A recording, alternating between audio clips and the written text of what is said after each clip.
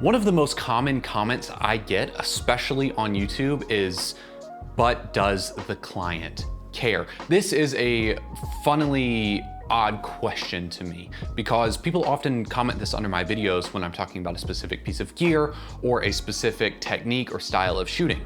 People ask me, but does the client care, or the client doesn't care? And I find that a very interesting comment because that doesn't matter. As cinematographers and videographers and visual storytellers, what the client cares and doesn't care about doesn't really matter.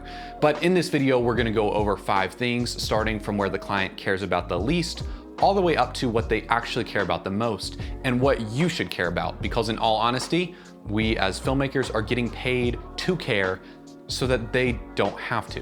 We are the technical specialists, not them.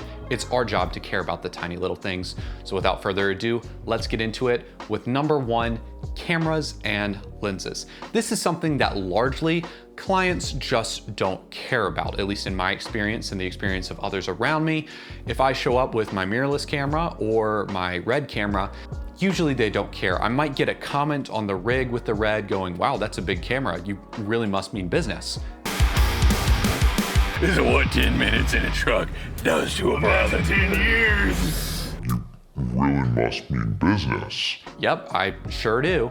And that does instill a little bit of confidence, but beyond that, they really don't care. And I've watched people on set with cinema cameras ranging upwards of $20,000 and $30,000 get chewed out by a client for not doing the thing they wanted. No, they don't really care about the camera or the lenses, but you should. When it comes to shooting different types of things, picking a set of cinema, whether that be spherical or anamorphic lenses, matters to you and not necessarily the client. The client might ask for the widescreen aspect ratio, and that might cue you into anamorphic, but they probably don't care about that at the end of the day. They just want that look, and it's your job to know how to get it. And when you're shooting documentary, sports, or weddings, or any kind of fast-paced, filmmaking style, picking a zoom lens like a 24-70 or 70-200 or some other variant in between might be more practical than choosing a set of DZO Arles primes that, while they do look great, just aren't as versatile for those kinds of jobs. Also, codecs matter, especially when working with a team and a post house. If you're going to be shooting on mirrorless cameras, I guarantee you the editor and the colorist especially will not be as happy as if you shot something on a raw format shooting camera, like one of Blackmagic's or one of Red's smaller cameras. Having more wiggle room in the edit and in coloring definitely matters. Again, the client won't care if you're shooting raw. They don't care what codec you're shooting on unless they are a nerd themselves, of course, but that is pretty rare. It's your job to make sure that the project turns out as good as it possibly can while being efficient. There are definitely certain times where you don't want to shoot with the highest quality codec. On to point number 2, camera accessories like gimbals, sliders, tripods, Steadicam, stuff like that. Now, there might be a time where a client asks you, hey, I want a smooth shot and I've seen them use a dolly before. Can we do something like that? It's not that the client cares about the dolly. Again, they just care about how things look. If you say, yes, we can do that, but we're gonna shoot on a mirrorless camera and a gimbal to get the exact same thing, don't worry, it won't look any different. If you can pull that off, your client won't care. No, they won't. But having a good camera with good IBIS and a good gimbal that actually keeps things steady actually does matter. So you should keep yourself up to date on what gear works the best. I currently am a Lumix shooter as far as mirrorless goes because it has that phenomenal IBIS, and I like using DJI's RS2 gimbal because I find that the older gimbals actually tend to keep things a little smoother than the newer ones. That's just something I've found personally, at least in the style of shooting that I do. I don't want things to be too quick. I want them to be very cinematic, and I find that the older gear works better for what I do. And that's why I care about that gear. But like I said, client, not so much. Same deal goes with other stuff like tripods. I constantly see filmmakers putting 15 and 20 pound rigs onto tripods that are rated to handle 8 and 10 pounds. And if it works for you, it works for you. The client certainly doesn't care, but you should, because if your client asks you, hey, can we get that footage a little more stable? I'm watching the replay and it's just a little too jittery. And you're going, I'm trying, don't worry. And you have to convince them that it's okay. Well, that's not okay. You failed at your job to pick the right gear for the job. you didn't care enough, again, it's not the client's job to care about that, it's yours. Make sure you are a bit of a nerd about gear, because that does matter. On to point number 3, lighting. This is something that the client does care about, actually. We're moving past what clients kind of sort of care about, what they don't really care about, onto stuff that they might actually give input on or give critique on. And this is where it gets tricky, because lighting to your eyes and lighting to a camera are two very, very different things. And you have to be careful about how you approach it. Oftentimes clients will show me screenshots of a commercial or a music video or a TV show or movie they saw and go, hey, can we do something like this? Now that is my job as the DP to figure out exactly how they did that lighting and how we should do it and what exactly might fit our use case. And of course, that's my job to care about that and not theirs, but they are gonna care how it looks. And so it's important to be showing them the monitor and going, hey, this is how it looks. Let's do a quick take and then I'll show you how that looks and then we can make adjustments to how you want it to be. This is something they do care about. Now, do they care about the exact gear you use? No, but having lights that are powerful enough, big enough, and soft enough, and sometimes have variations like special effects, temperature shift, tint shift, and even full on RGB lights is important, because that might be something that the client asks for, and they might know a little bit more about lights than you think they do. Now, point number 4 is very interesting. Point number 4 is slow motion. This is something that clients often will care a lot about if they want it in whatever you're shooting. If they want it, they really want it.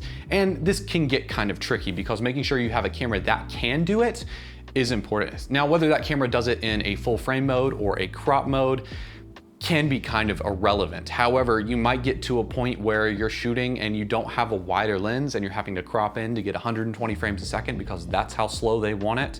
And believe me, these people typically know slow motion frame rates, as they do have access to them up to 240 frames a second on most iPhones. And I find that that's what a lot of clients tend to have for some reason, at least in my experience.